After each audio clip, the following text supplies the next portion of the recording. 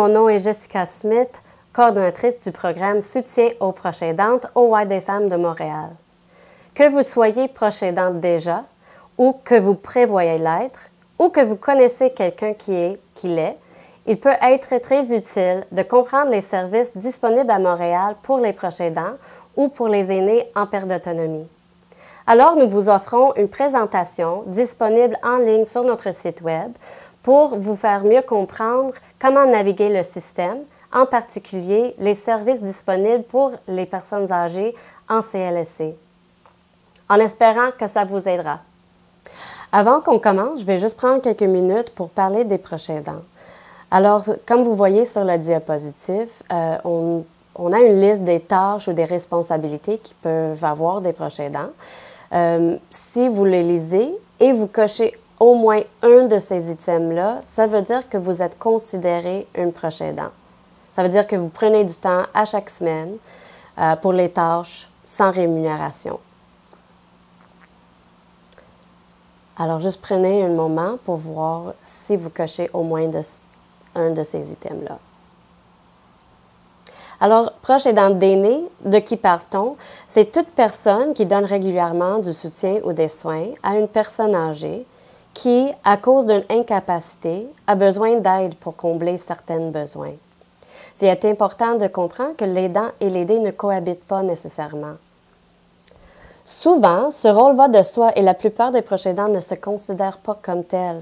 Ils considèrent que ce qu'ils font fait partie de leur rôle de conjoint, de fille ou de fils, de sœur, etc. Pourtant, ce rôle représente un ensemble de responsabilités supplémentaires qui demandent des ajustements au niveau de travail, familial, personnel.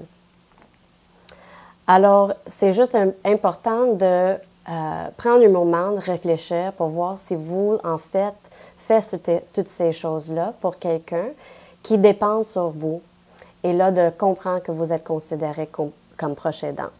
Ou vous pouvez penser peut-être à quelqu'un dans votre entourage qui ne réalise pas, qui prend ses responsabilités supplémentaires.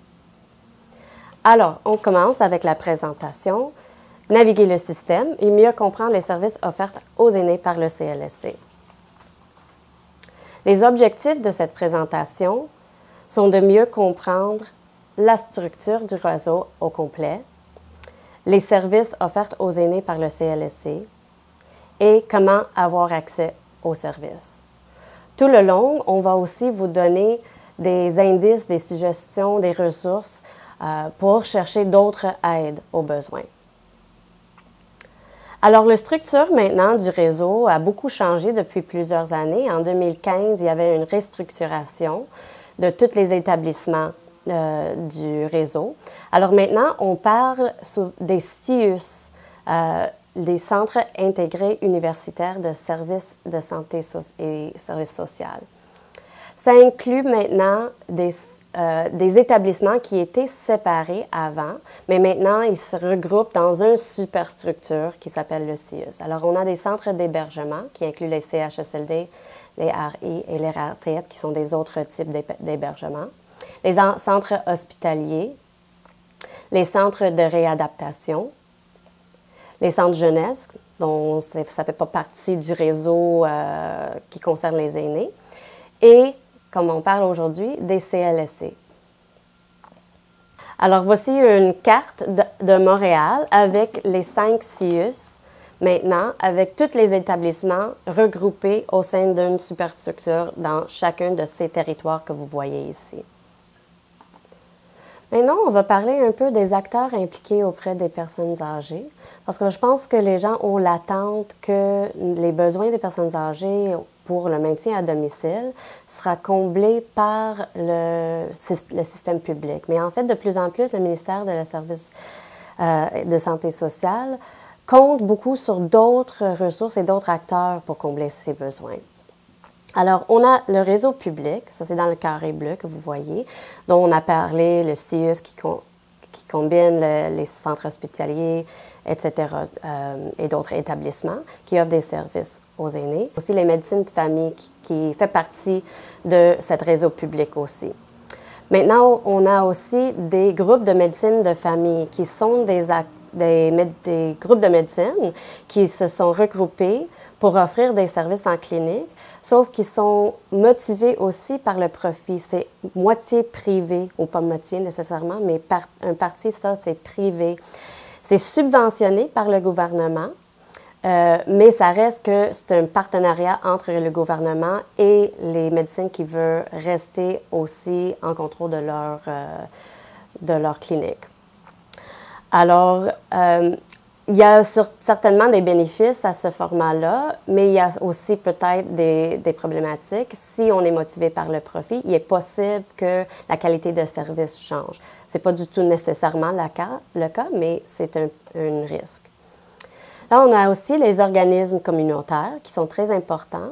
Il y a beaucoup, par exemple, de services aux proches aidantes, aidants. Le ministère aussi subventionne des organismes communautaires pour offrir d'autres types de services. Alors que, par exemple, dans le réseau public, ça coûte un certain montant pour offrir des services aux aînés ou aux proches aidants. Dans les organismes communautaires, vous pouvez avoir le même type de service, même qualité, mais ça coûte le gouvernement beaucoup moins pour payer pour ça dans ces établissements-là. Alors, de plus en plus, le ministère cherche d'autres places pour mettre leur argent pour que ça coûte moins pour offrir les mêmes services. Un des problèmes avec ça, c'est juste que la population n'est pas nécessairement au courant qu'on fait ça. Ils comptent encore sur le système public pour avoir les services dont on est habitué. Mais à chaque année, on voit de moins en moins dans le système public, mais les gens ne savent pas qu'il y a peut-être d'autres options. Encore, il y a d'autres options, mais souvent sont payants d'une certaine portion. Alors ça peut être problématique pour des personnes en vulnérabilité. On parle beaucoup maintenant des entreprises d'économie sociale et d'aide à domicile. Ça, c'est des entreprises qui sont pas motivées par des profits, mais qui reçoivent des subventions des gouvernements et aussi d'autres investissements. Mais s'ils font un profit, c'est réinvesti dans leur propre organisme ou entreprise. Alors ça, c'est des entreprises qui offrent des services de soutien à domicile. Et il y a des subventions pour réduire les coûts pour certaines personnes. Il y a aussi certainement des agences privées qui offrent des soutiens à domicile, des résidences privées aussi. Et finalement, il y a les proches aidants. Le ministère compte beaucoup sur les proches aidants pour combler les besoins. Le système public ne peut pas être là 24/24 si c'est nécessaire ou chaque jour par semaine. Alors, il y a vraiment beaucoup qui tombent sur les épaules des proches aidants. En fait, au Québec, 85% des services ou le soutien nécessaire à domicile pour une personne âgée, c'est pris en charge par les proches aidantes. Alors, si vous êtes proche aidant, et vous vous questionnez pourquoi vous êtes épuisé, c'est un peu ça la réponse à votre question, c'est que c'est vraiment les proches aidants qui prennent la grosse portion de responsabilité de maintenir quelqu'un à domicile en perte d'autonomie. Alors aujourd'hui, on parle des services du CLSC. Les services du CLSC, il y a une équipe qui prend en charge le maintien à domicile, puis ils sont en lien avec les entreprises d'économie d'aide sociale, les agences privées et les proches aidants pour maintenir quelqu'un à domicile. Alors, là, on va passer au service pour aînés par le CLSC. Alors, on a deux types de services différents. On a l'équipe de SAPA, qui est l'équipe qui est responsable pour le soutien à domicile. Et on a des services généraux qui aussi offrent des services à toute la population. Alors, les aînés ont accès à ces services-là. La plupart, on va focuser sur l'équipe de SAPA.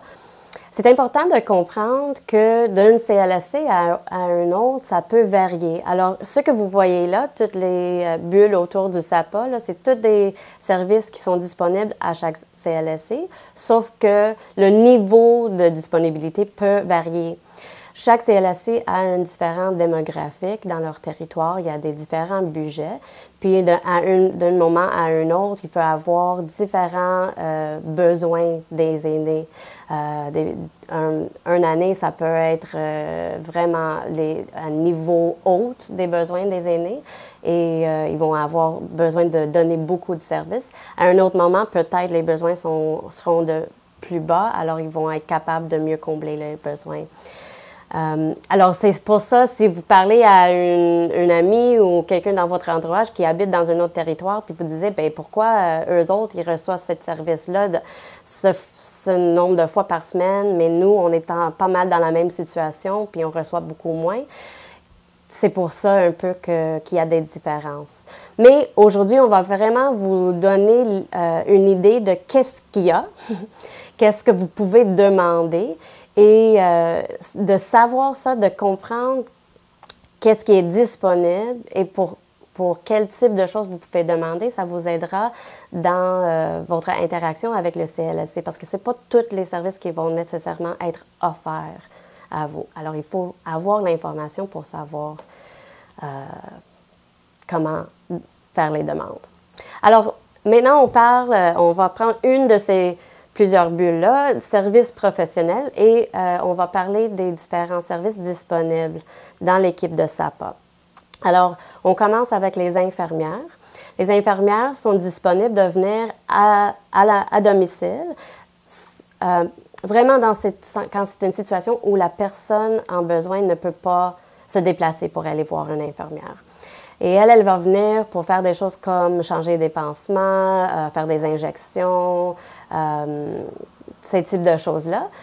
Sauf qu'après un bout, le but, ça serait de l'infirmière, ça serait d'enseigner à la personne même ou à leurs proches comment faire ces tâches-là, en fait. Ce qui est important de savoir, c'est que si jamais vous n'êtes pas confortable comme personne en besoin ou personne proche aidante, de faire des tâches d'infirmière, qui est normal et compréhensible, il faut que vous le dites parce que c'est pas nécessairement toi qui es responsable pour faire ces types de choses-là. Puis c'est sûr que de plus en plus, on voit des proches aidants comme des paraprofessionnels qui font des tâches assez professionnelles, puis on n'est pas toujours à l'aise de le faire. Vous avez le droit de le dire si vous n'êtes pas à l'aise. Des ergothérapeutes vont évaluer les capacités physiques de quelqu'un en termes de mobilité.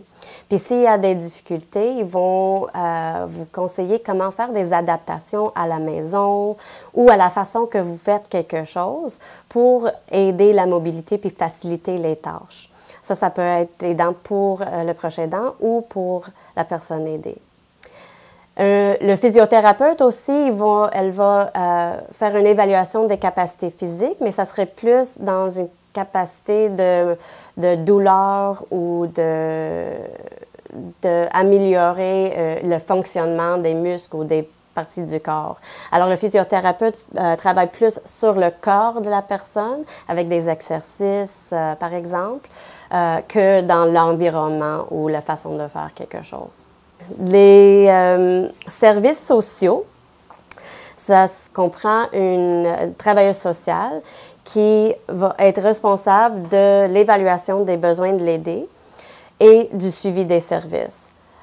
Ça va être dans le contexte de suivre les directives du gouvernement qui est à propos de sa volonté de maintien à domicile. Les TS, ça c'est les travailleurs sociaux, doivent s'occuper des différentes démarches, des demandes spécifiques, de faire des références, de suivre des changements dans la situation et de changer le protocole ou le plan d'intervention s'il y a besoin. Normalement, le TS est l'intervenant pivot pour la personne. Ça veut dire qu'elle est la personne ressource qui organise et qui suit tous les services et qui agit comme intermédiaire avec les autres professionnels. Parfois, l'intervenant pivot peut être une infirmière ou un ergothérapeute aussi. Ça dépend si ce professionnel-là est plus impliqué dans la situation que le TS.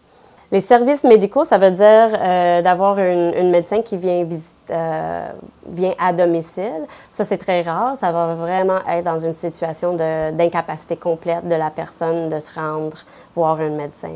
Les services de nutrition visent à assurer que les besoins alimentaires de la personne soient comblés. Ces services sont accessibles uniquement quand il y a un diagnostic médical les nécessitant. C'est, par exemple, de mettre en place une diète adéquate, donner des conseils sur les nutriments, mais c'est plus pour que la nourriture soit adaptée à les capacités de déglutition. C'est plus axé sur ce besoin-là. Les télésoins sont en parenthèse dans cette diapositive parce que ils ne sont pas offerts à toutes les CLSC encore, mais de plus en plus, ça va venir, je pense. C'est pour que les infirmières peuvent surveiller l'état de santé d'une personne à distance par la vidéoconférence. Alors, je pense qu'on va voir ça de plus en plus. C'est une façon de faciliter la vie de tout le monde, en fait. Maintenant, on va parler de l'aide à domicile, qui est pas mal une partie majeure des besoins de maintenir quelqu'un à domicile. Les services SAPA incluent cette aide, mais ce n'est pas fait par le CLSC nécessairement. Alors, premièrement, je vais expliquer c'est quoi l'aide à domicile. Ça comprend deux parties. Les activités de la vie quotidienne, qui comprend les choses comme se lever, se coucher, s'habiller, prendre sa médication, se laver, se nourrir, ainsi que les activités de la vie domestique, qui sont plus les choses comme faire les courses, les repas, entretien ménager léger et ménager lourd, faire la vaisselle, etc. Et le niveau de service que vous allez recevoir du CLSC dépend des besoins de l'aider. Alors, pour les avoir et pour avoir tous ces services, en fait, il faut premièrement avoir une évaluation des besoins. Ça va venir quand vous appelez le CLSC, que vous attendez que le CLSC accepte de vous donner des services. Puis là, ils vont venir faire une évaluation éventuellement à domicile de la personne et sa situation. Et ils vont décider quels services seront disponibles et à quel niveau pour la personne. Je vais parler plus de ça à la fin de la présentation, comment accéder à ces services, puis comment faire le processus pour ça. Mais pour l'instant, il faut juste comprendre que il faut une évaluation pour déterminer les besoins. Alors, si on commence avec les activités de la vie quotidienne, ça, c'est quelque chose qui est offert par le CLSC, par le biais des auxiliaires. Et les auxiliaires ne travaillent pas nécessairement pour le CLSC. Ils peuvent travailler pour l'équipe de SAPA, mais de plus en plus, ils travaillent pour une entreprise d'économie sociale aide à domicile ou pour des agences privées. Et c'est le CLSC qui a des contrats avec ces établissements-là ou ces entreprises-là pour combler le besoin des auxiliaires à domicile. Ça se peut aussi que la personne même, l'aidée ou la proche aidante, peuvent engager quelqu'un de leur choix par un programme qui s'appelle Chèque emploi-service. Et il peut les engager pour le nombre d'heures qui était accepté par le CLSC dans le plan d'intervention après l'évaluation des besoins. Dans ce contexte-là, c'est un peu plus facile pour les personnes de gérer et garder contrôle sur leurs auxiliaires pour avoir plus d'avoir quelqu'un plus consistante qui est la même personne peut-être à chaque fois ou qui est plus présente. Parce que des fois, avec le CLSC, quand il y a différents organismes qui sont impliqués, on peut voir des problèmes de temps en temps. Pour la personne aidée, en fait, ça peut être difficile d'avoir une personne différente un jour à l'autre. Ça peut être mélangeant même. Alors, ça, c'est une option Chèque emploi-service. Vous allez voir un peu plus d'informations sur ça sur notre site web ou un lien que vous pouvez cliquer pour aller voir plus d'informations sur ça. Alors, tout ça pour dire qu'il y a différentes façons d'avoir des auxiliaires chez vous, Puis ça peut être mélangeant pour le proche aidant et pour la personne aidée de savoir qui vient d'où, puis quand, et à qui appeler quand il y a un problème. Alors, il faut comprendre que si le CLSC a organisé le service, même si la personne vient d'une agence, c'est le CLSC qui reste responsable. Alors, pour prévenir des difficultés, demandez toujours à votre intervenante au CLSC à qui appeler s'il y a des problèmes, surtout s'il y a des problèmes la nuit, le soir ou le fin de semaine quand il n'y a personne au CLSC. C'est qui est responsable, c'est qui il faut appeler si la personne, par exemple, ne présente pas. Alors là, on va passer aux activités de la vie domestique. Comme j'ai dit, c'est faire les cours, faire les repas, ces types de choses-là, entretien de la maison. Aussi, l'accès est possible via le CLSC si l'évaluation des besoins détermine qu'il est nécessaire. C'est plutôt les entreprises d'économie sociale qui offrent ces services. Et vous pouvez aussi accéder directement aux ESAD, c'est les entreprises d'économie sociale à domicile. Et il y a des réductions offertes par le gouvernement. Pour tout le monde, il y a des réductions de 4 $. Alors, tout le monde a accès à cette réduction-là. C'est la subvention que le gouvernement offre pour encourager les gens d'utiliser ces services-là, pour combler les besoins si les services du CLSC ne sont pas assez ou en attendant le CLSC. Et pour les personnes en vulnérabilité ou qui reçoivent moins d'argent à chaque mois, il y a la possibilité d'avoir jusqu'à un autre 10 $ de rabais sur ces frais-là. Pour obtenir plus de détails sur les ESAD dans votre territoire et aussi l'aide financière que vous pouvez avoir, vous pouvez consulter l'adresse aidechezsoi.com. On va avoir aussi un lien sur notre site web pour vous aider à trouver ça. Aussi, des autres options pour aide à domicile, pour les activités de la vie domestique, ce serait aussi des organismes culturels ou des organismes communautaires qui pourraient peut-être offrir aussi certains services.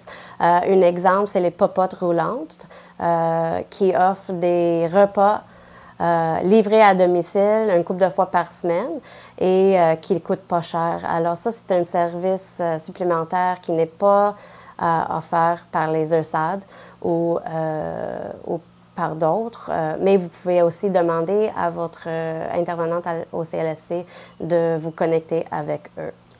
Là, on va passer aux soins de fin de vie. Ce sont des soins à domicile offerts par le CLSC suite à une évaluation et une approbation médicale uniquement. Les soins palliatifs sont un ensemble de soins qui ont pour but de soulager la personne sans hâter ni retarder le décès. Les sédations palliatives continues visent à réduire les souffrances de la personne en la rendant inconsciente jusqu'à son décès. Et l'aide médicale à mourir vise à réduire les souffrances de la personne, mais en provoquant son décès. La personne doit être complètement apte pour prendre cette décision et l'approbation de 2 médecins est nécessaire à 2 moments différents. Il y a aussi des organismes communautaires et culturels qui offrent des soins palliatifs à domicile. Si vous voulez voir une liste de ça, il faut juste nous appeler. On a plusieurs pages d'organismes communautaires qui offrent ces types de services aussi. Là, on passe au prêt d'aide technique, qui est aussi avec recommandation médicale uniquement. Le CLSC peut prêter gratuitement certaines aides techniques, comme par exemple une lève-personne, des lits d'hôpital si nécessaire, mais ce n'est pas nécessairement toute aide technique qui est disponible en tous les CLSC ou en tout moment. Alors, il faut vraiment, ça dépend dans le moment et le besoin que vous avez, si ça va être possible ou non. Sinon, le CLSC va vous référer à un détaillant autorisé pour aller chercher cette aide technique que vous avez besoin. Et le gouvernement subventionne une liste d'appareils. Si vous les cherchez d'un détaillant autorisé. Alors, il y a un site web, que vous allez trouver le lien sur notre site web, pour aller regarder c'est qui les détaillants autorisés, puis c'est quoi la liste d'appareils. Et vous allez facilement accéder à cette information-là. C'est sûr que ça couvre pas, la subvention du gouvernement ne couvre pas tous les appareils. Ça va vraiment être une liste acceptée par eux. Pour accès à l'hébergement, le CLSC est de juste 2 places où vous pouvez avoir accès. Alors, ça va toujours par ou un centre hospitalier ou le CLSC. Quelqu'un doit faire la recommandation et c'est évalué par le MAH, c'est le mécanisme d'accès à l'hébergement, qui évalue et oriente les demandes. Et ça va passer à une des 3 possibilités de ressources d'hébergement à long terme. On ne va pas rentrer dans toutes ces informations-là parce que c'est une autre présentation au complet sur les hébergements. Mais juste pour comprendre que le RI, les ressources intermédiaires, et le RTF, c'est les ressources de type familial qui sont moins comme un établissement et plus comme une famille d'accueil dans une maison, genre. Ce sont des places où les gens peuvent aller s'ils n'ont pas besoin de beaucoup de soins médicaux par jour. Et en CHSLD, c'est 3 heures ou plus de soins par jour. Alors, ça dépend le niveau de besoin, puis la personne responsable pour évaluer les demandes va décider où vous attendez pour un lit. Qu'est-ce qui est important de comprendre à Montréal, c'est que la liste d'attente est très longue et les ressources publiques, en fait, n'ont pas assez de place pour répondre aux besoins réels de la population. Alors, tout ça pour dire que si vous prévoyez un besoin d'hébergement, même si c'est dans 1 an ou 2 ans, il faut commencer sans parler parce que ce n'est pas un choix facile à faire. Puis ça prend beaucoup de discussions avec la personne aidée, avec l'entourage et avec le CLSC s'ils sont impliqués ou le centre hospitalier pour savoir si c'est vraiment le chemin que vous voulez prendre. Et si oui, ça prend vraiment beaucoup de temps sur une liste d'attente d'avoir une place, surtout d'avoir la place que vous voulez. Alors, il faut en parler, il faut commencer à avoir cette conversation-là dès que vous prévoyez la possibilité. Là, on va parler des services aux proches aidants. Comme vous savez, ça, c'est une présentation pour les proches aidants. Alors, on va prendre un petit moment de voir quels services sont disponibles pour vous. Là, on parle de répit, principalement. Ça, c'est quelque chose, des services qui sont disponibles après, comme j'ai dit, après l'évaluation des besoins. Sauf que ce fois-là, pour ce type de service du CLSC, ça devrait dépendre des besoins de l'aidé et l'aidant aussi. Si on prend juste en contexte l'aidé, excuse-moi, ça ne veut pas dire nécessairement qu'on comble les besoins de l'aidant. Puis, comme on a dit, que les aidants offrent 85 % de l'aide, c'est très important de s'assurer qu'ils sont en forme pour le faire. Alors là, on parle de différents types de répit. On a le répit en centre de jour, qui est priorisé par le CLSC parce que ça ne donne pas juste un répit pour le proche aidant, mais ça donne aussi de stimulation pour la personne aidée. Alors ça, c'est des centres de jour où vous pouvez amener la personne aidée pour une moitié de journée ou une journée au complet. Puis, il y a des services et des activités adaptées à leurs besoins. Il y a aussi le répit à domicile. Alors ça veut dire qu'un auxiliaire va venir chez vous pour être avec la personne aidée pendant que la proche aidant doit aller faire d'autres choses. Et ce service-là, c'est souvent assimilé avec des autres services comme les services d'auxiliaires pour les activités de la vie du quotidien. Alors, si vous avez besoin d'encore plus pour juste avoir le répit, vous pouvez peut-être le demander, mais ça ne va pas nécessairement être offert séparément. Il y a aussi le répit d'hébergement temporaire. Alors, si vous avez une urgence ou si vous allez en vacances ou si vous devez faire quelque chose pour plusieurs jours, vous pouvez héberger votre proche en ressources temporaires.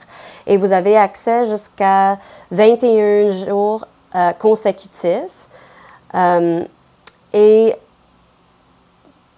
à un maximum de 63 jours dans une année. Il y a une contribution exigée de 20 $ par jour et il faut accéder ça par le CLSC, il faut avoir une recommandation. Les places sont réservées pour ça.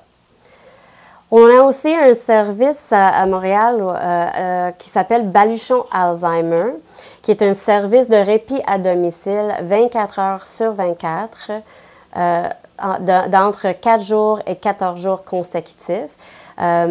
Et ça, c'est encore même idée pour que le proche aidant puisse prendre une vacance ou un répit quelque part, mais il faut que le proche aidant part, il faut qu'il quitte la maison. Alors là, c'est à cause des fois des difficultés qu'il faut trouver une autre place à aller, mais si vous avez des vacances ou des plans ailleurs, ça c'est une possibilité pour les personnes qui sont atteintes d'Alzheimer ou une autre démence. Qu'est-ce qui est vraiment bon de ce service-là? C'est pas juste des personnes qui vont surveiller, c'est vraiment des personnes formés en démence et ils vont être capables, après ça, de vous donner des conseils, des suggestions, qu'est-ce qui a marché, qu'est-ce qui pourrait aider pour vous dans votre rôle d'aidant. Pour Montréal, grâce à une subvention du ministère, le coût pour ça, c'est juste 15 $ par jour. Alors, c'est incroyable, ça, c'est excellent, sauf qu'il y a certainement une liste d'attente et il faut passer par le CLSC. Vous ne pouvez pas accéder à ce service-là sans passer par le CLSC et une intervenante. Maintenant, on va passer à... On a terminé les services offerts par l'équipe de maintien à domicile. Alors là, on va passer à des services généraux. Comme j'ai dit, ce sont des services qui sont ouverts à tous. Et ça inclut certainement des personnes âgées et des proches aidants. Alors, on parle premièrement des services psychosociaux et de santé mentale. Et ça, c'est les services disponibles à chaque CLSC. Et c'est un travailleur social ou un technicien en travail social qui peut être rencontré sur place avec un rendez-vous ou sans rendez-vous.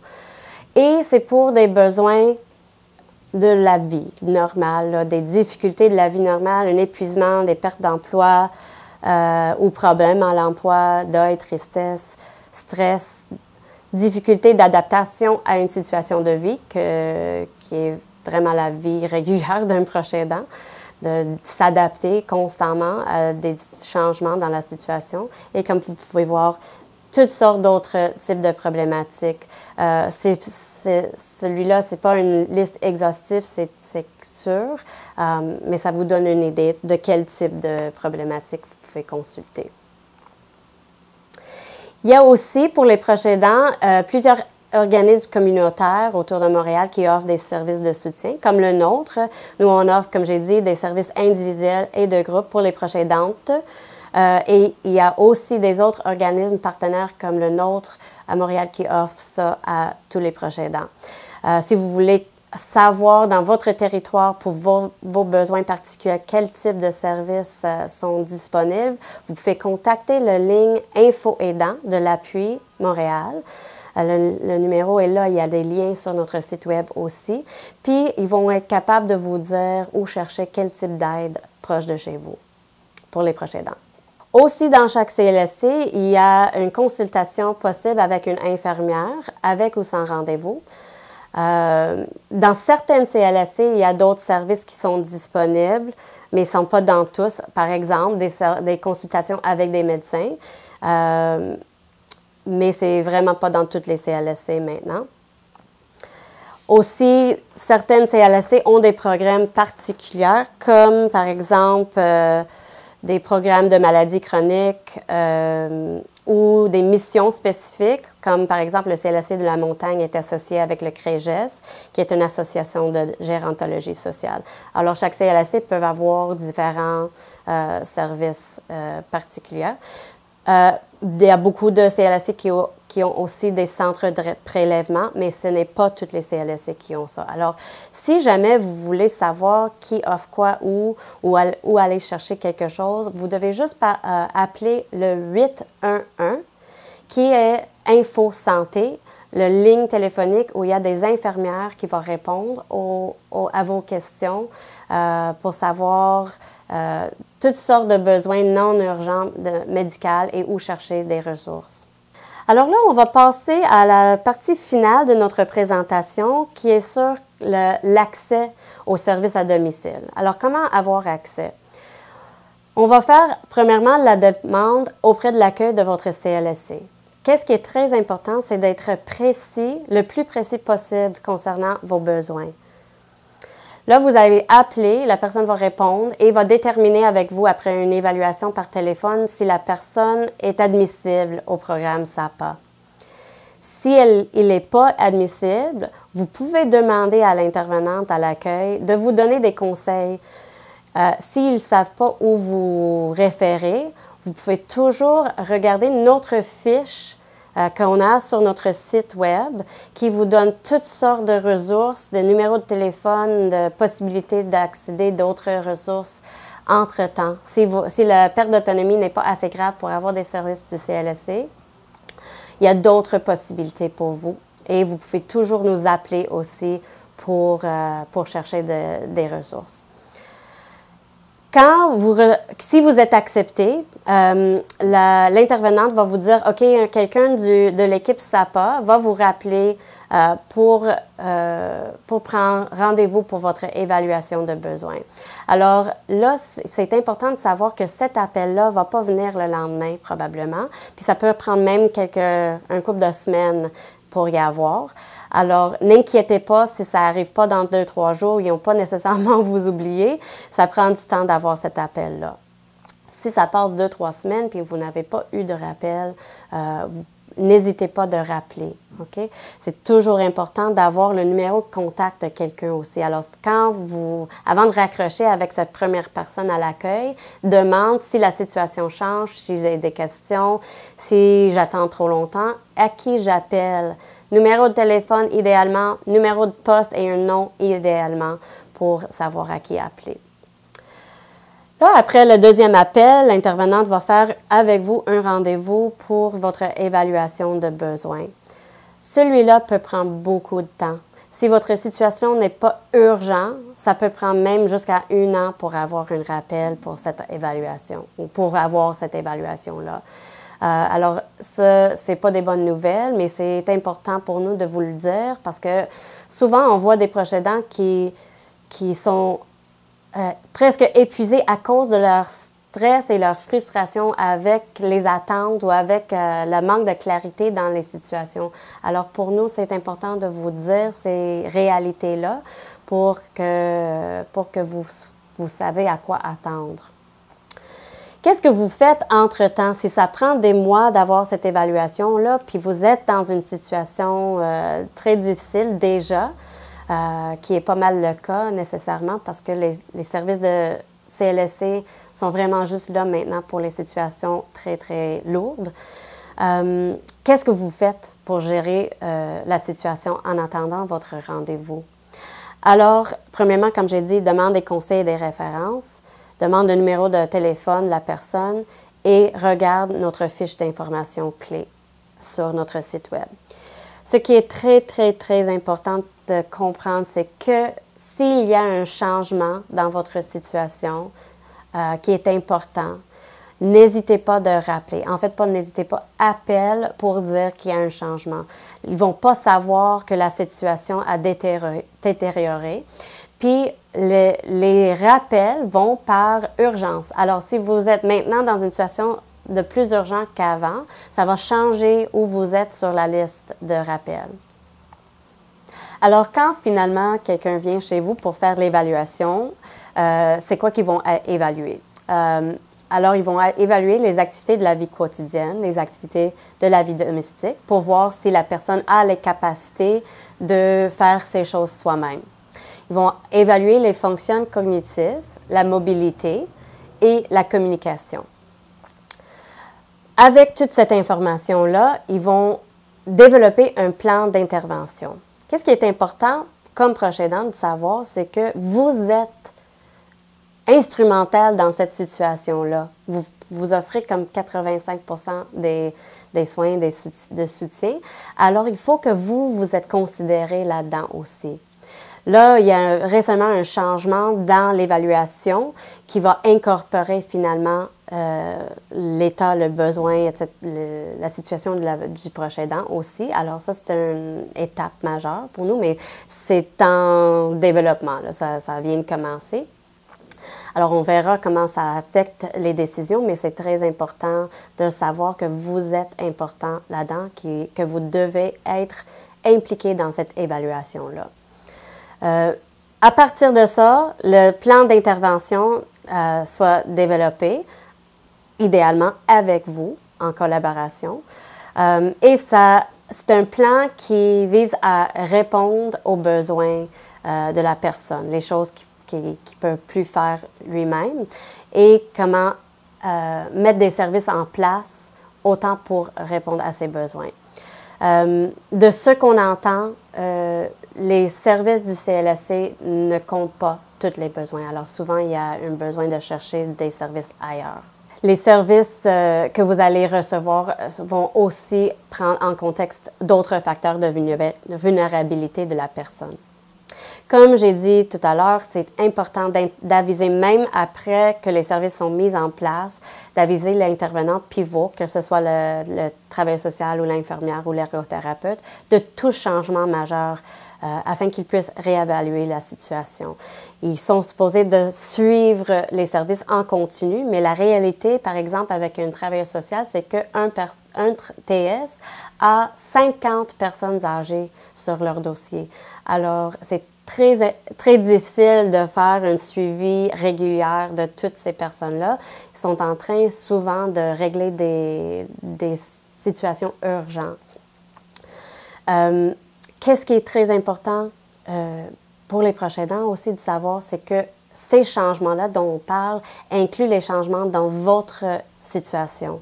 Si vous devenez épuisé, si vous êtes malade, si vous voulez changer votre implication, vous ne pouvez plus faire le niveau de soins ou de soutien que vous offrez, il faut que vous les disiez. Vous avez le droit de le dire, de dire « j'en peux plus, il faut que vous mettez plus de services, je ne peux plus faire tout ce que je fais ». Vous avez des droits. Pas juste ces droits-là, mais beaucoup de droits dans le système de santé. Il faut les savoir. Il faut savoir que vous pouvez avoir de l'aide là-dedans. Il y a un centre d'accompagnement qui peut vous aider dans la démarche d'advoquer pour vos droits dans le système. On va mettre un lien sur notre site web pour que vous puissiez voir tout ça. Aussi, il y a d'autres moments durant la présentation, comme la liste d'appareils ou le programme, par exemple, pour les appareils techniques, et certaines autres choses que je n'ai pas mentionnées, que les liens ou les documents même sont sur notre site web. Alors, s'il vous plaît, prenez un moment après la présentation ou quand vous avez le temps de regarder le banque de documents ou la liste de liens qu'on a dans le dossier ou sur notre site web pour cette présentation. Alors finalement, je vais juste vous dire que chez nous, on a des services gratuits pour les proches aidantes. Voici une liste de certaines d'entre eux. On a une clinique juridique ici aussi pour les femmes, gratuit. On donne beaucoup de conférences qui sont ouvertes à tous, puis on va avoir de plus en plus faire un effort de donner des conférences et des présentations partout à Montréal pour être plus proche de chez vous, dans votre territoire, pour être capable de vous rejoindre plus facilement. Et on va continuer d'essayer de mettre des choses en ligne pour que c'est plus facile pour vous d'avoir ces informations-là. Sachez aussi que si vous n'êtes pas proche aidante, vous êtes proche aidant et vous avez besoin d'aide, il y a beaucoup d'autres organismes à Montréal aussi qui offrent ces services-là ou ces mêmes types de services que nous offrons. Alors, je vous remercie et en tout temps, vous pouvez nous appeler pour n'importe quelle question et pour trouver des ressources ou avoir des références. Ce service-là par téléphone est ouvert à tous. Merci, bonne journée.